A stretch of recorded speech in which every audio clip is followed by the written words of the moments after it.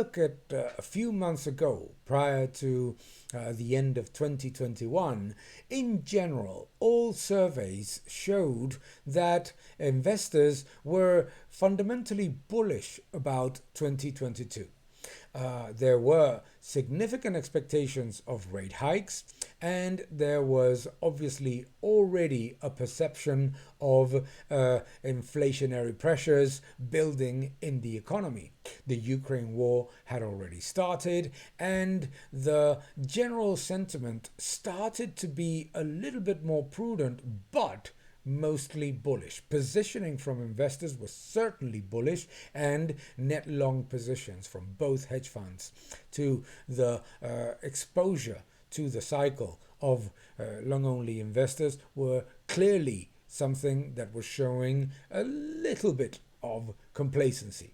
What has changed in the first months of 2022 is mainly the realization that the combination of the macro environment, the geopolitical events, inflation, and monetary policy, instead of flowing in a way that would cement the strong view about markets that investors had, were moving the other way around.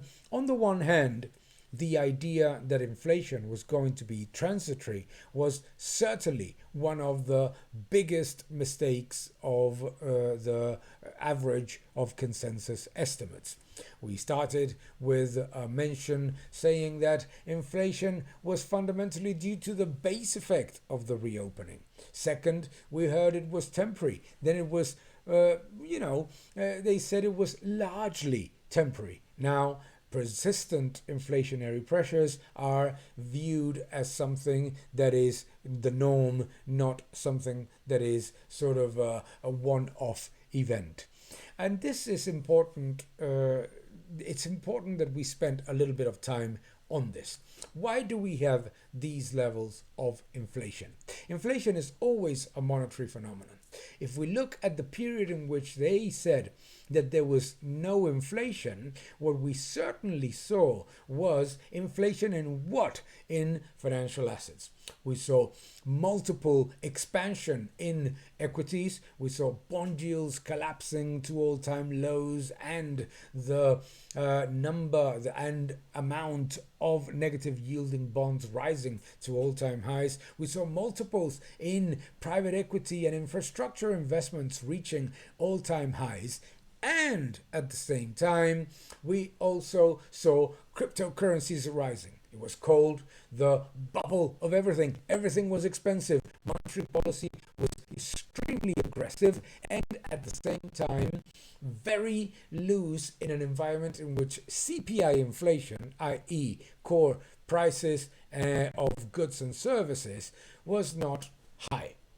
What happened in 2020 is that what was initially asset price inflation, real estate, infrastructure, equities, bonds, cryptocurrencies, etc., went to the prices of the goods and services that we purchase on a daily basis. Why? Because in 2020, in the middle of the lockdown, certain main central banks, the most important central banks in the world, massively increased global money supply to levels unprecedented, to levels that were not seen even in the quantitative easing period of 2008 to 2010, and to such incredible levels that we saw increases of money supply of 25%. And that money supply, instead of going through the transmission mechanism of monetary policy that left most of the money creation in financial assets, fell through and permeated goods and services, because most of that increase in money supply went to finance government spending, current government spending. When the lockdowns ended, the economy reopened. What happened was that to the recovery of demand, we added the artificial demand coming from excessive monetary policy and government spending. And those stimulus plans were not stopped. In fact, they were prolonged. Therefore, inflation not just continued so that it fed through core inflation, excluding energy and food. The Ukraine war is an important factor, and global supply chain disruptions is also an important factor. But all prices do not rise in unison if it's not because of an increase in the quantity of money. One, two, three, four prices can rise due to exogenous reasons. However, all other prices would fall for the same amount of money, for the same quantity of money.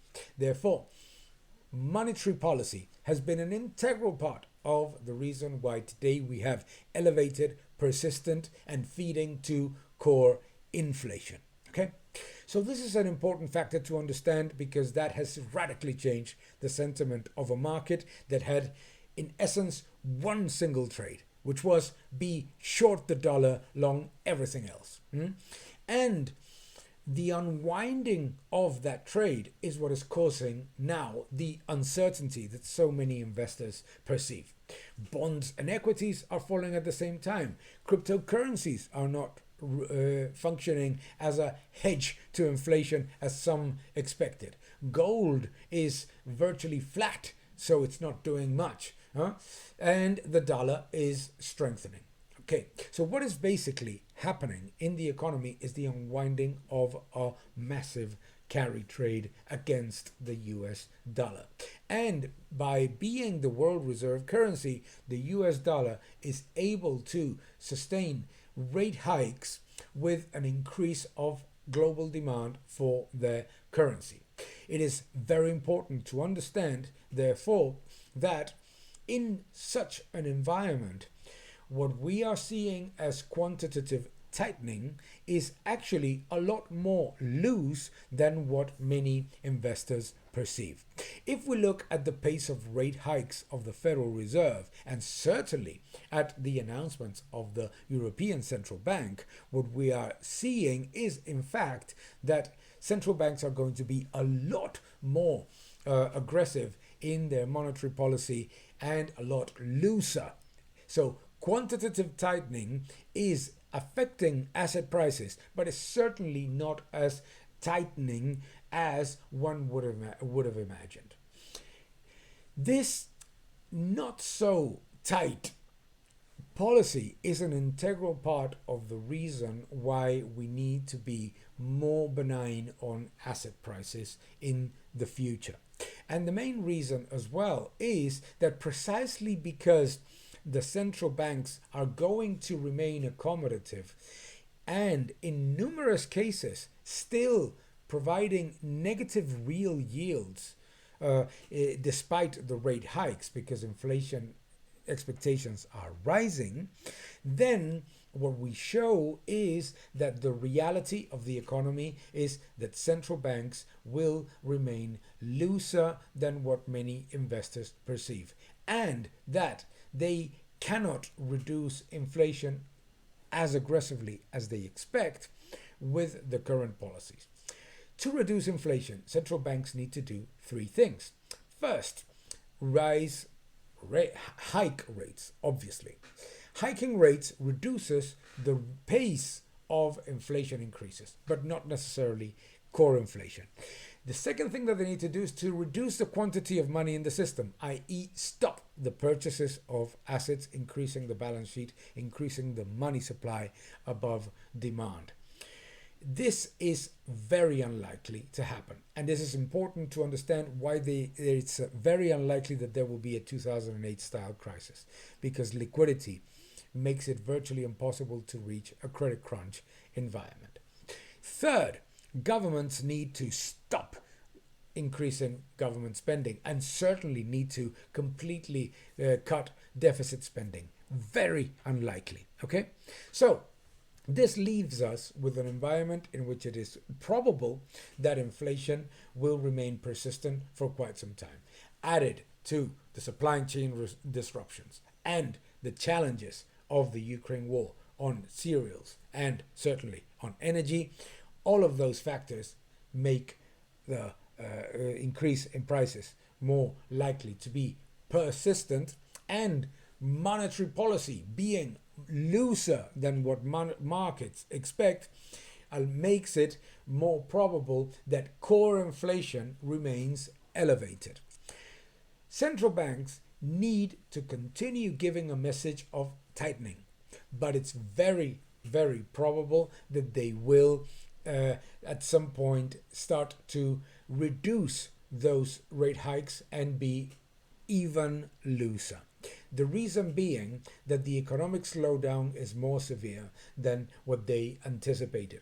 And why is the economic slowdown more severe? Obviously, the Ukraine war is important, China is important, certainly. But the more important factor is that after a massive stimulus package, there is a boomerang effect, and the impact of even a small reduction of government spending negatively impacts GDP. We have seen it in the United States. So, central banks likely to be looser and likely to be more accommodative than we expect. Rate hikes likely to continue, but still leaving bond yields in negative real yield territory in many of the developed economies, certainly in the United States, certainly for sure in the Eurozone.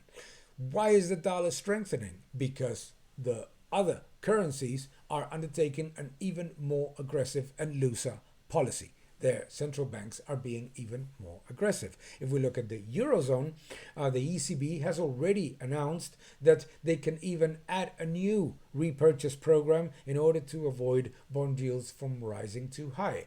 So, tightening is going to be very, very limited. Second, they're already very far behind the curve in terms of rate hikes. Third, the element that leaves the euro strong in the usual market environment, which is a massive trade surplus, is shrinking. Imports are rising faster than exports. So, demand for euros is shrinking a little bit, despite being a very strong and being widely available used currency, but it's fundamentally used by the Eurozone countries themselves. So, in the next few months, what we're likely to see is that global demand for US dollars continues to rise. On the one hand, because global imports rise. On the other hand, because the demand for US dollars of emerging economies that have a strong level of deficits, both at the trade level and at the fiscal level, will need more dollars in order to continue to refinance their debt in foreign currency.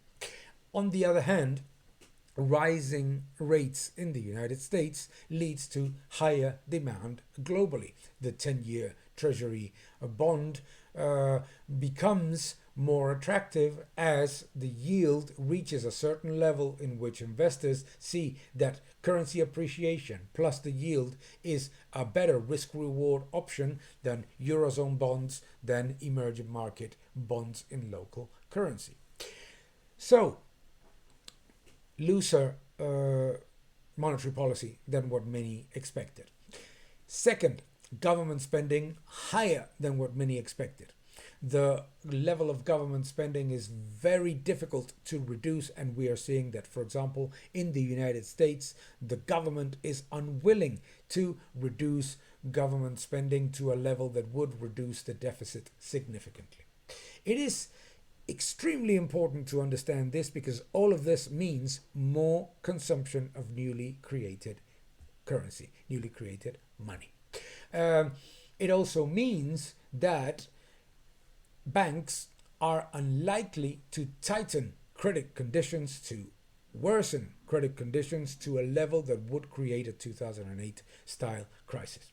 So what are we moving into? We're moving into a recovery that goes back to the trend in which we were in 2019, which is secular stagnation. The risk is inflation.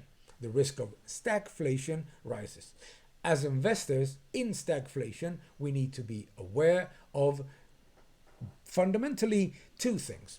The first one is that the highest risk in the bond market relies on the sovereign bond part, because nominal and even nominal yields in some cases, like Japan or other countries in Europe, etc. But also real yields remain negative, but price appreciation is not something that you can expect, as we have seen in the first part of the year. So bonds, sovereign bonds, very high risk because solvency is not improving significantly while the cost is too high. Risk reward is not attractive. Same in high yield, because solvency risk starts to appear as inflation eats margins away and the risk of repayment becomes more apparent. Same thing happens with consumption. We need to be extremely aware of the risk of consumption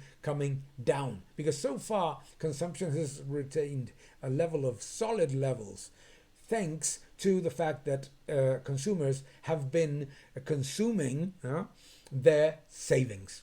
Consuming their savings. Very important, because in the next 3 quarters we need to monitor if consumption is going to start to see demand destruction, which is something that always comes after persistent inflation.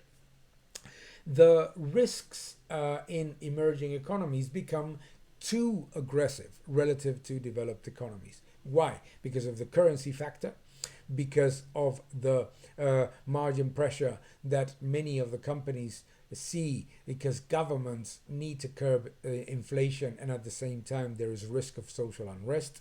We need to be very aware of the risk of social unrest in emerging economies because of the rise in food prices. Remember that the Arab Spring came from an increase in food prices that reached all-time highs at the time. They're higher now. And the challenges of the Ukraine war in terms of cereal are likely to increase that risk in Middle East and North African economies. The Chinese slowdown is important. It's important because it's not just because of the zero COVID policy. It is also because of the collapse, or at least the massive slowdown in the real estate sector.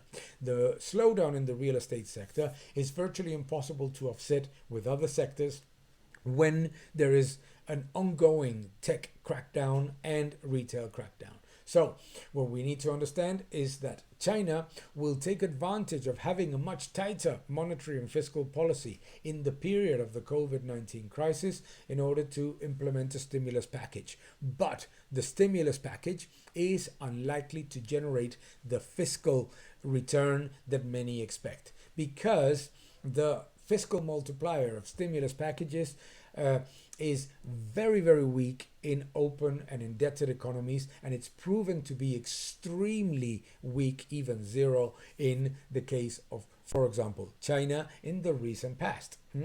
So China is likely to offset the risk but not generate higher levels of growth. So we have slowdown in growth, a cyclical revision of earnings that were too optimistic.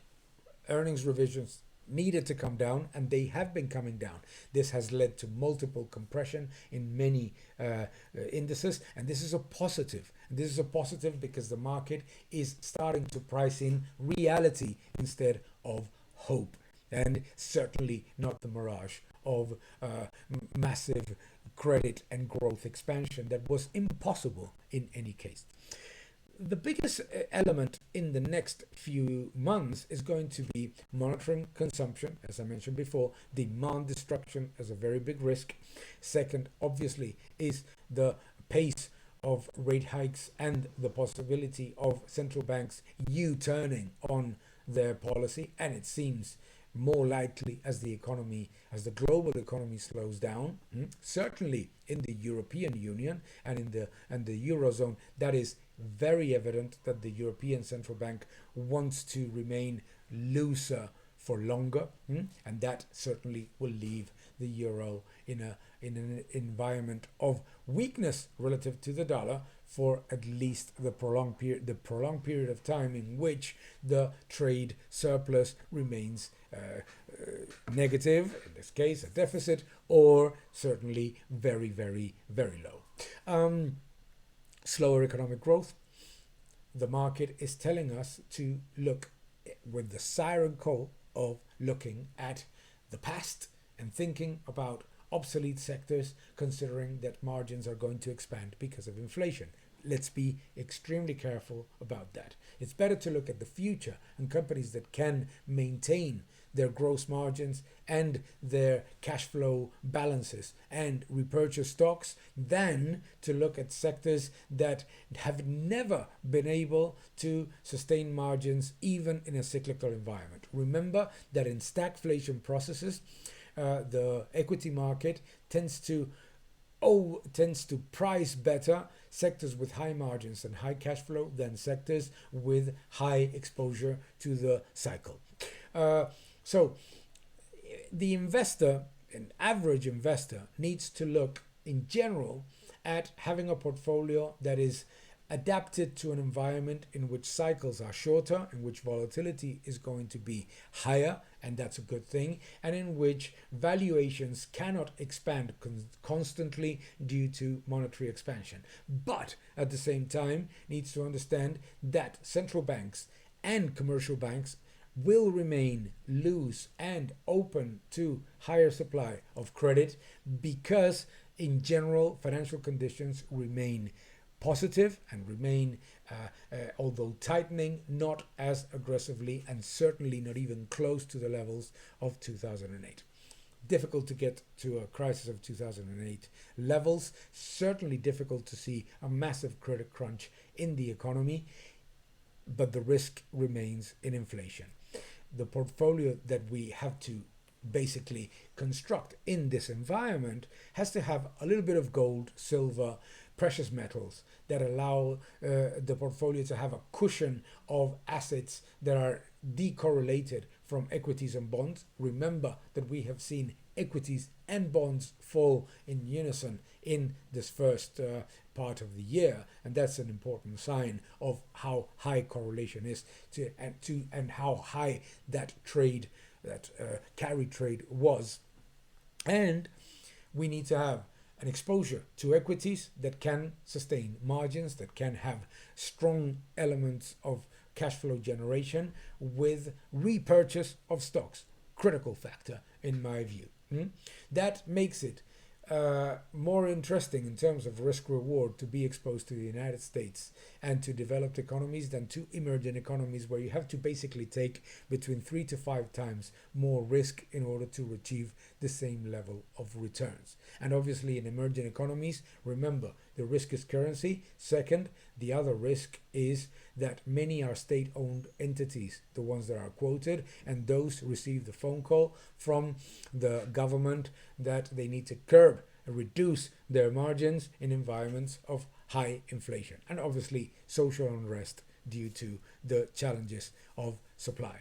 The Ukraine war is obviously now priced as something that'll be lasting for a longer period of time, and that's logical.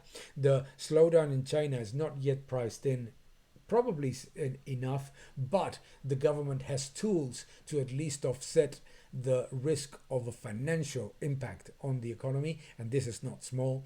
And this needs to take us again to not just having gold, dollars, and some equities, but to avoid in the bond market those high risk elements that are in the two, let's say, most aggressive sides of the spectrum of credit. High yield because of the solvency risk in some of those companies and some of those issuers. We have to pay a lot of attention to fundamentals, and sovereign bonds because of the risk of both nominal and real losses. No? If we look at the next months, we're going to be, as the title of this event says, trading the headlines a lot. Which headlines are we going to be looking for as real catalysts? Change in the tone of central banks. It is not going to probably happen until the third quarter of the year because first, certainly the Federal Reserve needs to be proving its independence and proving that it really puts measures to curb inflation, and the ECB significantly behind in those messages. Other things that we're going to be looking at: demand destruction. Number one, inventories are rising, demand is weakening, credit is being consumed, the access to savings is lower. So we need to pay attention to demand destruction, because a lot of the market has moved from underweight cyclicals to overweight cyclicals, and we need to look at that and look at that in detail, because when it happens fast, and it happens in a very vicious way. So let's pay attention to demand destruction and to the change of tone of central banks. Third, let's position our portfolios for higher volatility and shorter cycles. That is very important, because the likelihood of the risk of stagflation is high. We're still not in a stagflationary environment, not yet, but the risk is elevated. And in that environment, some of the allegedly safer stocks and the safer markets become more challenging. We need to pay a lot of attention to social unrest. Inflation is not irrelevant, and it's creating already significant problems in some marginal economies, not creating enough headlines, but it's likely to happen in a short future, and we need to at least monitor whether that happens or not. What we face in the next 3 years is an uncharted territory in terms of government spending, because on the one hand, governments don't want to reduce deficit spending, but on the other hand, central banks need to prove a certain level of independence. That is likely to clash in and present its evidence in the bond market. If we look at the currency market, everybody was talking a few months ago about the death of the US dollar. The US dollar has proven yet again that it is in a fire, the house with the highest number of windows and doors, and therefore it is likely to continue to be the world reserve currency, and likely to continue to be a reserve of value relative to other fiat currencies. Cryptocurrencies remain startup currencies. Like technology without profits, it is an extremely volatile financial asset, and certainly not yet reserve of value, unit of measure, and means of payment generally used. But they are going through the process. It's interesting to see that in these months, many of these assets have reached a certain level of a floor. But we need to be extremely prudent in the next months, because so far the indications that we see is that there is a certain element of bear market rally in these movements that we have seen recently, and that there could be another leg down. So we need to be aware of volatility. We need to be aware of the slowdown. We need to look at stocks that have good margins, good cash flows, and certainly good possibilities of repurchasing their own shares. We need to look at the dollar. We need to look at gold and precious metals as cushions that allow us to get decorrelated assets. And we need to get exposure to the part of the bond market in which issuers are strong in cash flow and low in future capex. In essence, what we're finding ourselves in is a very interesting environment. We need to go back to fundamentals. We need to look at the reality of numbers, of cash flow, of the reality of the global economic growth, which is slowing down. And it's normal, because the trend that we're moving into is simply the one that we were moving into in 2019. Inflationary pressures likely to persist, core inflation likely to be elevated, even if some of those exogenous pressures subside because of the loose monetary and fiscal policy. Therefore, a very interesting environment that will be absolutely riveting for conversations, discussions, and certainly very exciting for all of us as investors. Thank you so much for inviting me to this event, and I hope that I shed some light on where we see the market in the next few months. Thank you very much. Thank you for watching this video. Please subscribe to my channel, like my videos, leave your comments below, and keep defending freedom. Thank you very much.